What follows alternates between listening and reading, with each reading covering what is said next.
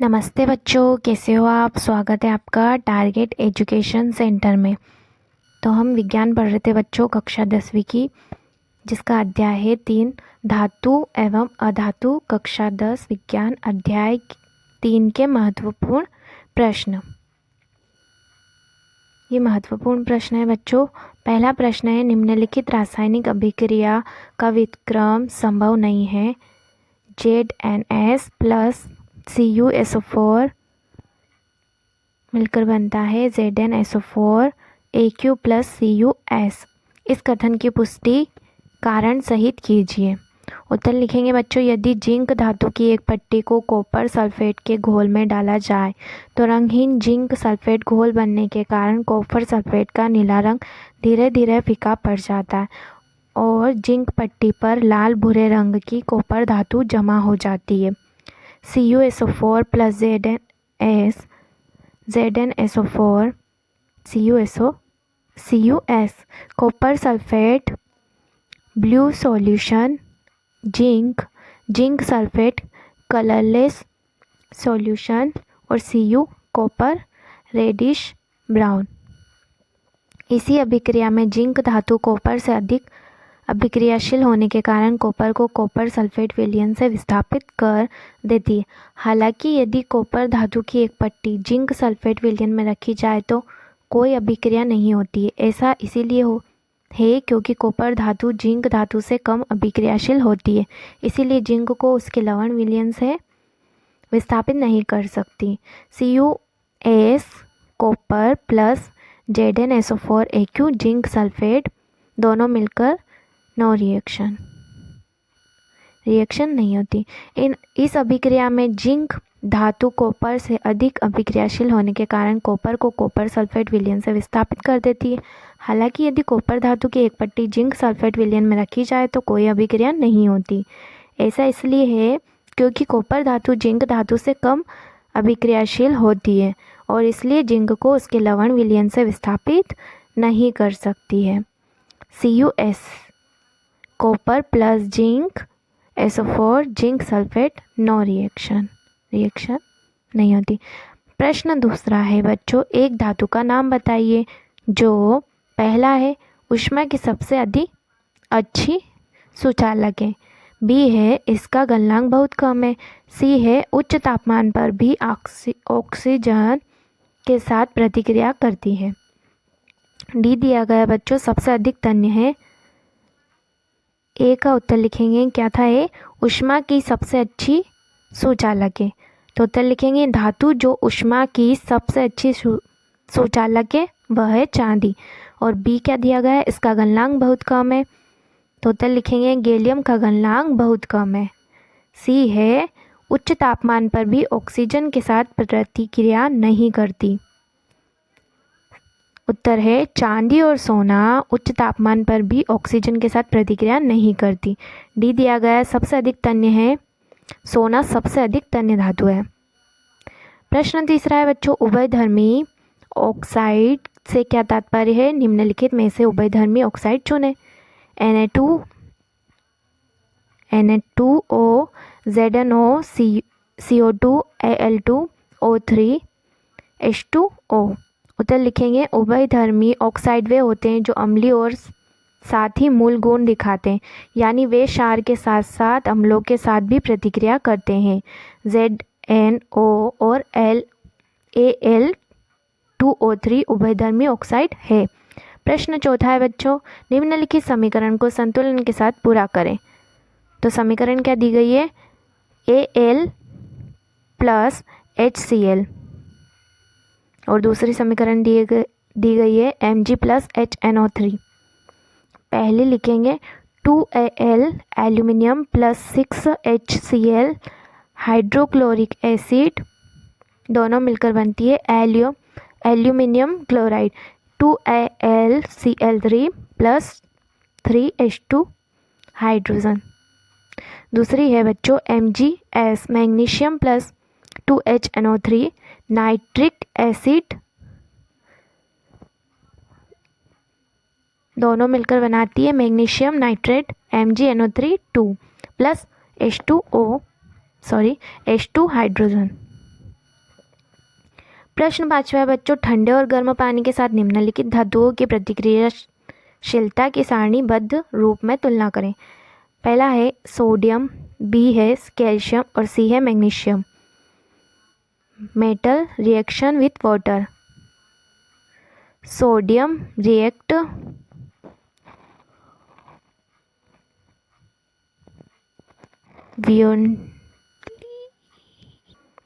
with cold water, 2Na plus 2H2O, 2NaOH plus H2O. Calcium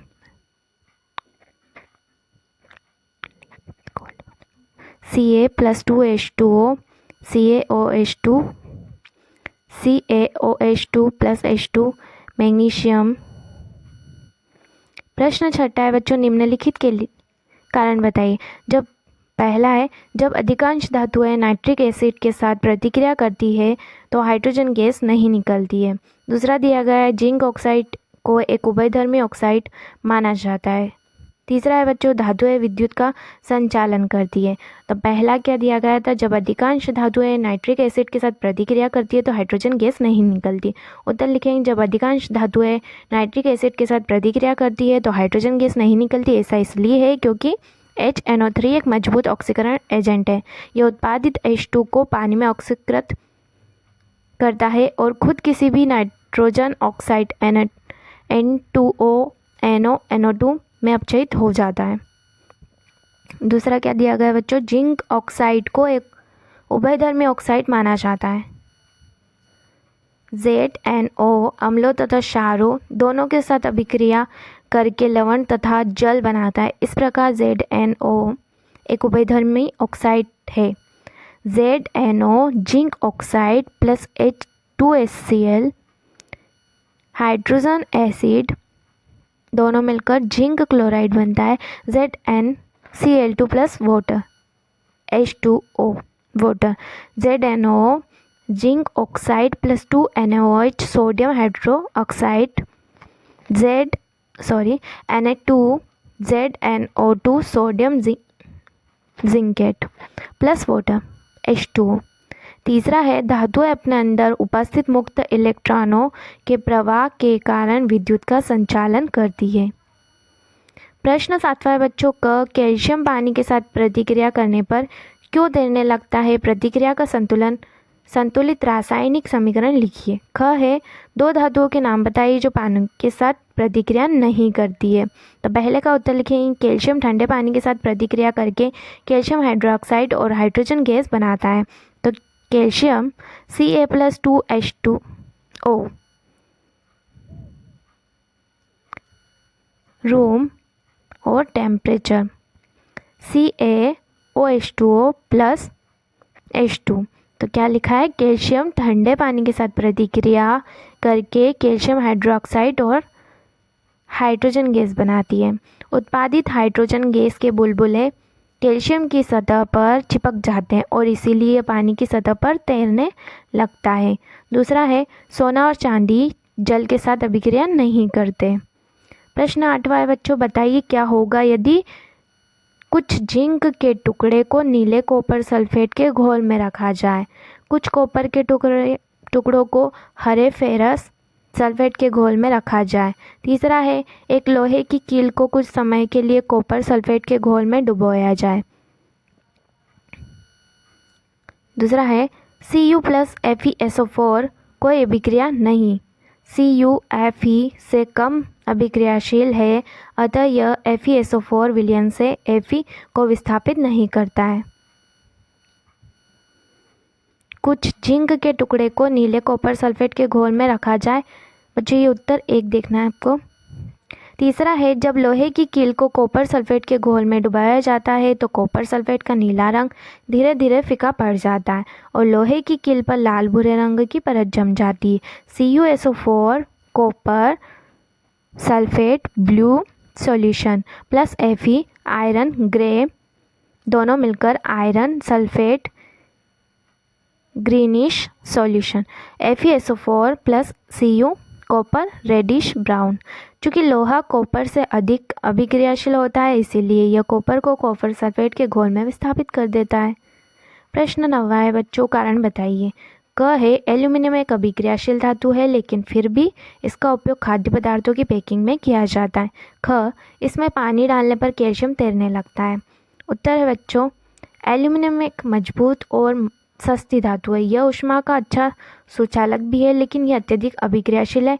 जब यह नम हवा के संपर्क में आता है तो इसकी सतह एल्यूमिनियम ऑक्साइड Al2O3 की एक पतली अभेद्य परत से ढक जाती है। यह परत नम हवा को ताजी धातु के संपर्क में नहीं आने देती और इसीलिए नीचे की धातु को और अधिक नुकसान या जंग से बचाती। इस प्रकार Al2O3 की इस सुरक्षात्मक परत के बनने के बाद एल्यूमिनियम जंग के प्रति प्रतिरोधी हो जाता है। यही कारण है कि हालांकि एल्यूमिनियम एक अत्यधिक अभिक्रियाशील धातु है, फिर भी इसका उपयोग खाद्य पैकिंग में किया जाता है। प्रश्न 10वां है बच्चों, क, निम्नलिखित रासायनिक समीकरणों को पूरा और संतुलित करें।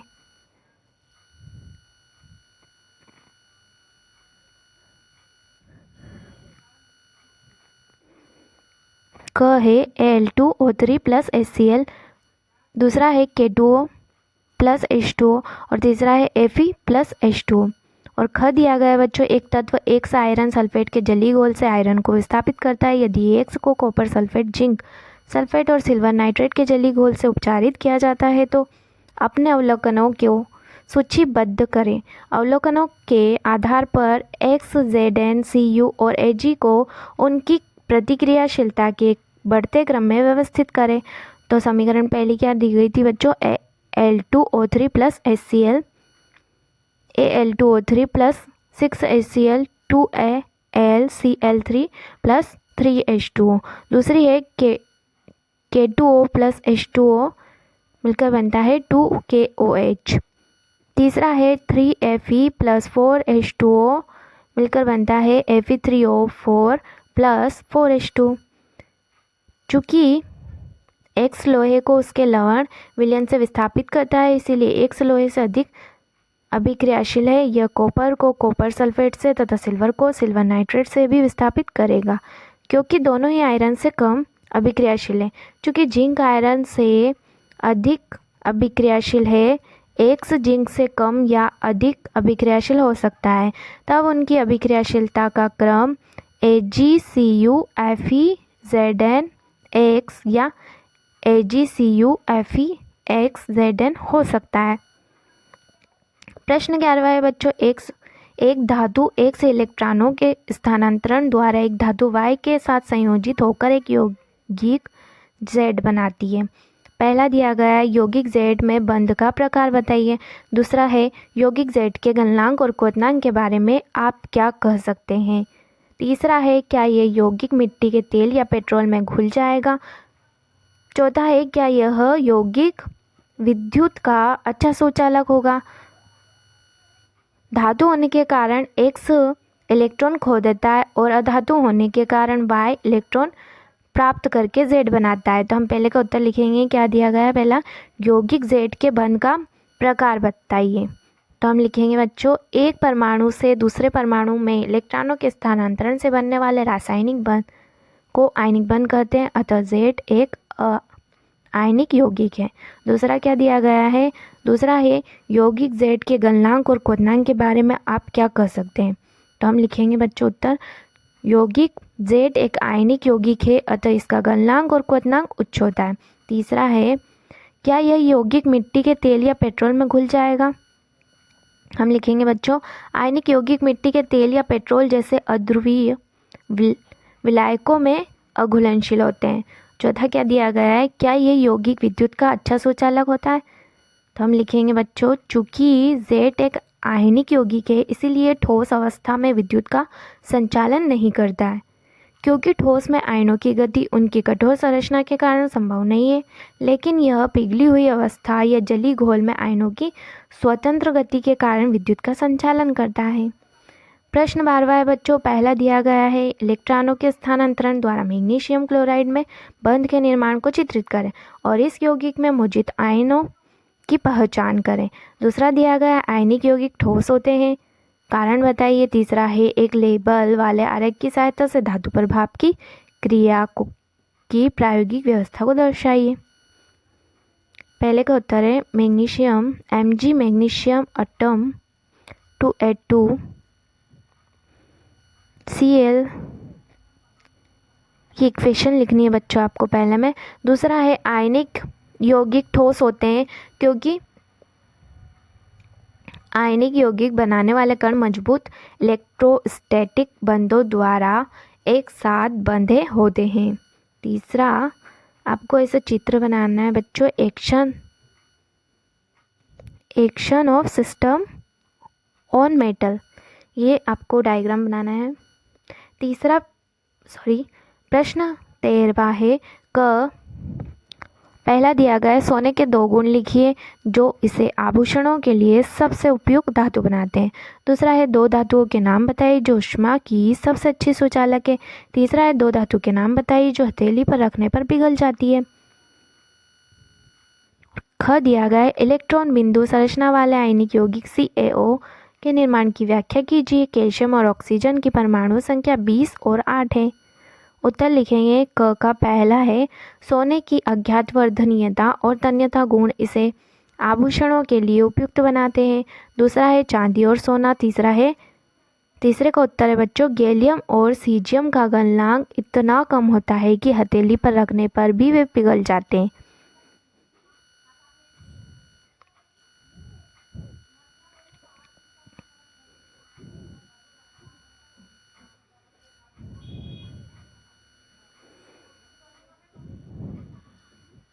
ये ख का उत्तर है बच्चों, आपको लिखना है।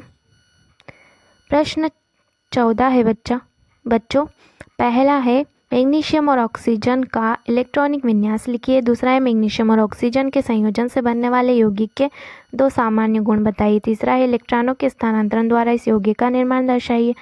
पहले का उत्तर है मैग्नीशियम का परमाणु क्रमांक 12 है, इसका इलेक्ट्रॉनिक विन्यास 2 ऑक्सीजन का परमाणु क्रमांक 8, ऑक्सीजन का इलेक्ट्रॉनिक विन्यास 2 और दूसरे का है मैग्नीशियम ऑक्सीजन के साथ प्रतिक्रिया करके मैग्नीशियम ऑक्साइड MgO बनाता है। 2Mg + O2 2MgO MgO के गुण हैं। इसमें आयनिक बंधन शामिल है। बी है Mg2+ और O2- आयनों के बीच मजबूत इलेक्ट्रोस्टैटिक आकर्षण बलों के कारण इसका गलनांक उच्च होता है। तीसरा है बच्चों, तीसरे का उत्तर है मैग्नीशियम ऑक्साइड के निर्माण में 2 इलेक्ट्रॉन मैग्नीशियम परमाणु से ऑक्सीजन परमाणु में स्थानांतरित होते हैं जैसा कि दर्शाया गया है। इस तरह बच्चों आपको लिखना है। प्रश्न 15वां है बच्चों तनु हाइड्रोक्लोरिक अम्ल के साथ उपचार पर एक अयस्क तेज बुदबुदाहट पैदा करता है। एक उदाहरण के साथ अयस्क के प्रकार का नाम बताइए। समृद्ध अयस्क से धातु प्राप्त करने के लिए कौन से चरण आवश्यक होंगे। प्रक्रिया में शामिल प्रतिक्रियाओं के लिए रासायनिक समीकरण भी लिखें। उत्तर लिखेंगे तनु हाइड्रोक्लोरिक अम्ल के साथ उपचार पर अयस्क तेज बुदबुदाहट पैदा करता है, इसीलिए ये कार्बोनेट अयस्क होना चाहिए। कैलामाइन ZnCO3 जस्ता का एक महत्वपूर्ण कार्बोनेट अयस्क है। समृद्ध कार्बोनेट से धातु प्राप्त करने के लिए आवश्यक चरण है। ए कार्बोनेट अयस्क का धातु ऑक्साइड में रूपांतरण। यह कैल्सिनेशन कार्बोनेट अयस्कों के लिए द्वारा किया जाता है। कैल्सिनेशन हवा की अनुपस्थिति या सीमित आपूर्ति में अयस्क को दृढ़ता से गर्म करने की प्रक्रिया है। ये इक्वेशन लिखनी बच्चों ZnCO3 ZnO+CO2। बी दिया गया बच्चों धातु ऑक्साइड का धातु में अपचयन। चूँकि जिंक मध्यम रूप से अभिक्रियाशील होता है, इसीलिए जिंक ऑक्साइड को केवल गर्म करके अपचयित नहीं किया जा सकता। इसीलिए कार्बन जैसे अपचायक एजेंट का उपयोग करके इसे जिंक में कोक के साथ गर्म करके धातु ऑक्साइड का अपचयन प्रगलन कहलाता है। प्रश्न 16 पहला दिया गया है धातु 2T का कार्बोनेट भूपर्पटी में प्रचुर मात्रा में पाया जाता है और इसके हाइड्रोक्साइड का उपयोग सफ़ेद धुलाई में किया जाता है। धातु X को पहचानें। दूसरा है आप इस कार्बोनेट को इसके ऑक्साइड में कैसे बदलेंगे, प्रक्रिया का नाम बताइए और इसका समीकरण लिखिए। पहला है कैल्शियम कार्बोनेट भूपर्पटी में प्रचुर मात्रा में पाया जाता है और कैल्शियम हाइड्रोक्साइड का उपयोग सफ़ेद धुलाई में किया जाता है, इसीलिए धातु एक्स कैल्शियम है। दूसरा है धातु ऑक्साइड प्राप्त करने के लिए CaCO3 को हवा की अनुपस्थिति में जोर से गर्म किया जाता है, इस प्रक्रिया को कैल्शिनेशन कहा जाता है। CaCO3 calcium carbonate heat CaO calcium oxide plus CO2। प्रश्न 17 है बच्चों, जिंक धातु की क्रियाशीलता श्रृंखला के मध्य में पाई जाने वाली धातु है। प्रकृति में यह कार्बोनेट अयस्क ZnCO3 के रूप में पाया जाता है। अयस्क से इसके निष्कर्षण के लिए उठाए गए कदमों का उल्लेख करें, समीकरणों के साथ समर्थन करें। उत्तर लिखेंगे बच्चों, तनु हाइड्रोक्लोरिक अम्ल के साथ उपचार पर अयस्क तेज बुदबुदाहट, इसीलिए एक कार्बोनेट अयस्क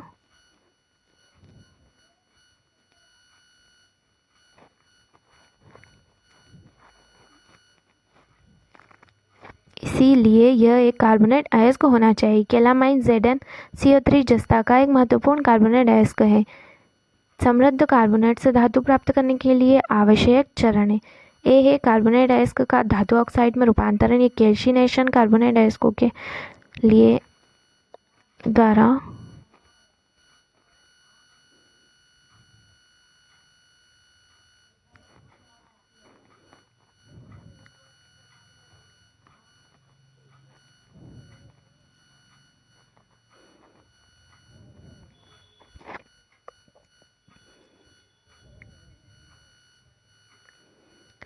सॉरी बच्चों, ये प्रश्न हमने पहले कर लिया है।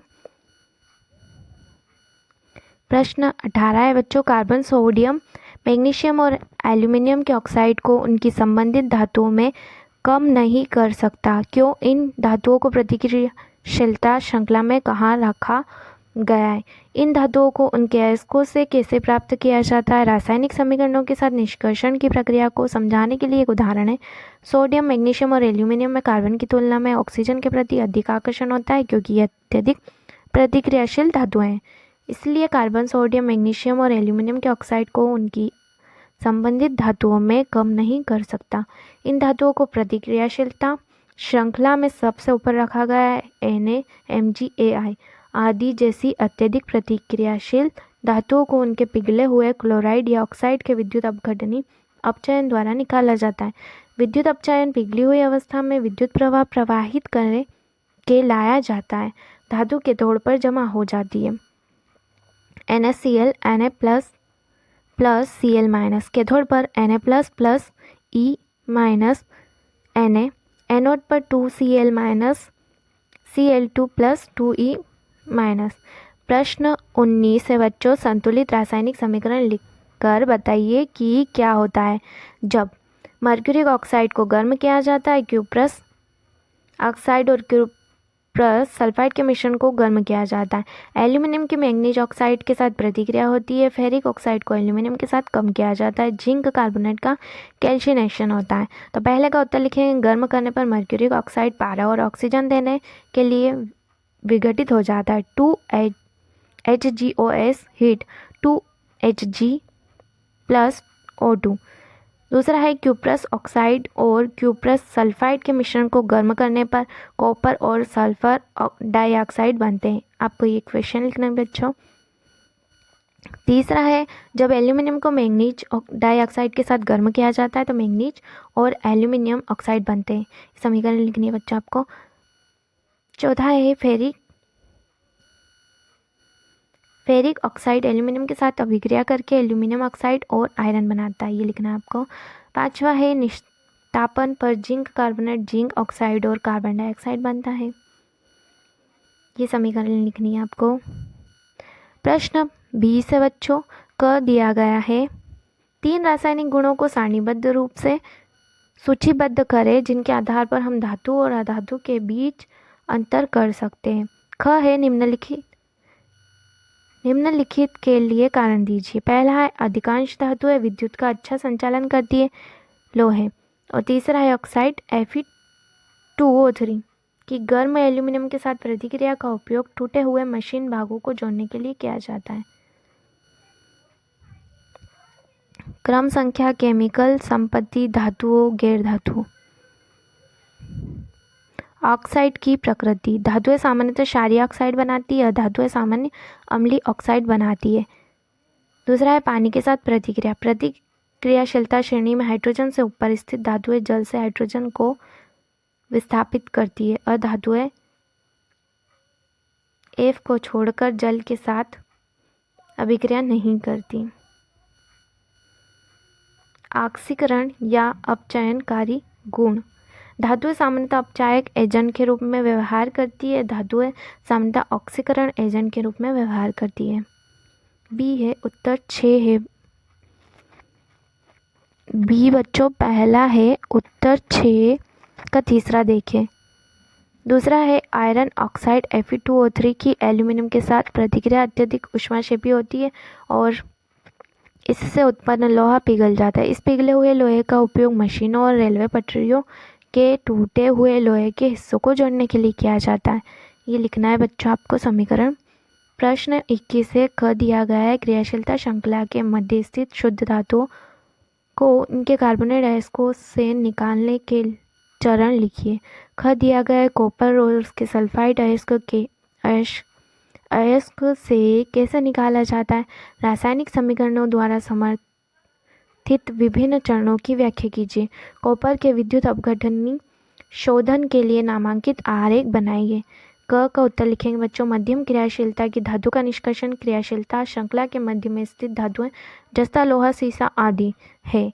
कार्बोनेट अयस्कों को पहले ऑक्साइड में परिवर्तित होने की आवश्यकता होती है क्योंकि उनके ऑक्साइड से धातु प्राप्त करना आसान होता है। उत्तर 15 देखना है बच्चों आपको। ब है कॉपर ग्लेंस Cu2S को जब हवा में गर्म किया जाता है तो यह आंशिक रूप से कॉपर ऑक्साइड में ऑक्सीकृत हो जाता है, जो शेष कॉपर ग्लेंस के साथ अभिक्रिया करके कॉपर धातु देता है। और ये समीकरण लिखनी है आपको और इस तरह का डायग्राम बनाना है। प्रश्न 22 से बच्चों मध्यम अभिक्रियाशीलता वाली धातुओं और अभिक्रियाशीलता वाली धातु के लिए अयस्कों से धातु के निष्कर्षण में शामिल विभिन्न चरणों का एक योजनाबद्ध आरेख बनाइए। उत्तर है धातु के अयस्क से निष्कर्षण और उसके बाद धातु के शोधन में शामिल विभिन्न चरणों को धातुक्रम कहा जाता है। इसमें शामिल चरणों का सारांश इस प्रकार है। ये इस तरह का बनाना है बच्चों आपको। प्रश्न 23 है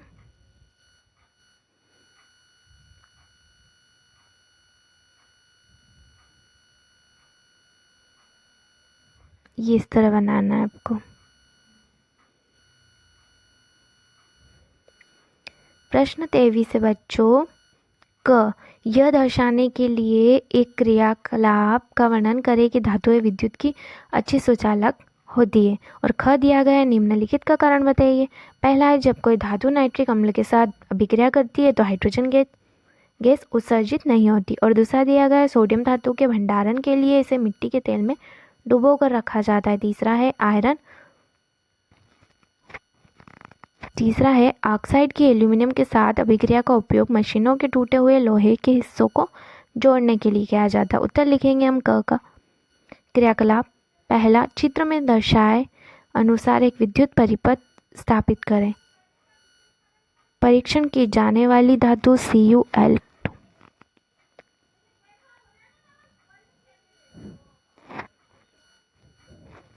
ये आपको इस तरह बनाना है। प्रश्न 24 है तांबा अपने अयस्क Cus से कैसे प्राप्त किया जाता है। केवल रासायनिक समीकरण लिखिए। इस प्रकार तांबा कैसे परिष्कृत किया जाता है। एक केबल वाले चित्र के साथ प्रक्रिया का नाम और व्याख्या करें।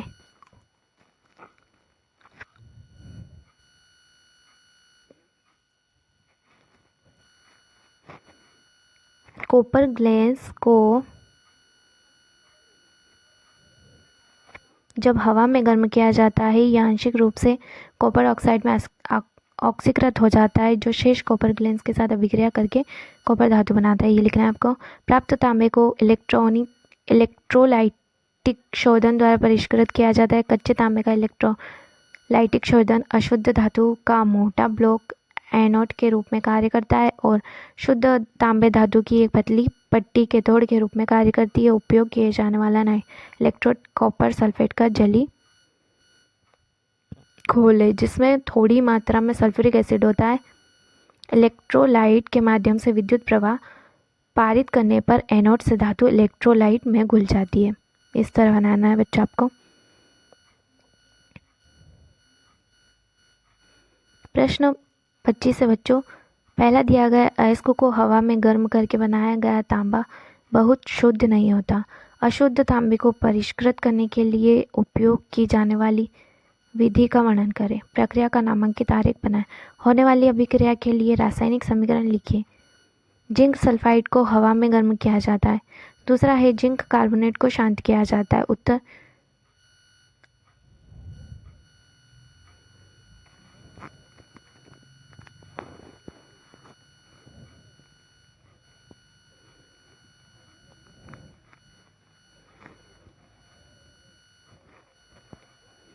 उत्तर चॉइस देखना है बच्चा आपको।